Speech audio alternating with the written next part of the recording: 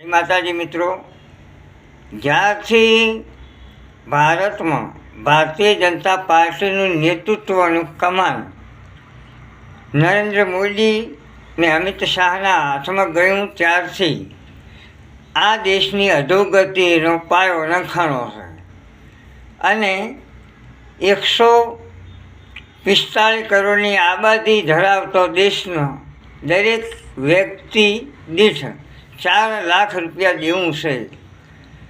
જોત જોતામાં અમને દેશની દિવાળીઓ બનાવી દીધો છે. વળી એક તરફ દેવું વધાર્યું છે અને બીજી તરફ એક પછી એક જે નફો કરવાના સરકારના જે માધ્યમો છે એ પ્રાઇવેટ કંપનીઓને વેચી માર્યા છે.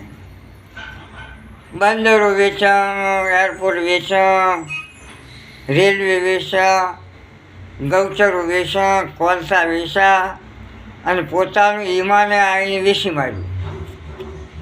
આ બધી આવક તો થઈ છે ને, તો કરકસર કરવાની નોબત ક્યાં આવે? વળી વિદેશો યુદ્ધ કરે તો ભારતને જ કેમ ભોગવવાનું? ભારતમાં તેલના કૂવા, સોનાની ખાણીઓ નથી એવું માની લીધું આપણે.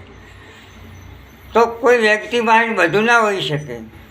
આપણી જોડે અને ફળ, દૂધ, નોનવેજ આપણે આખા અડધા વિશ્વને પૂરું કરે એટલું ઉત્પાદન કરે છે.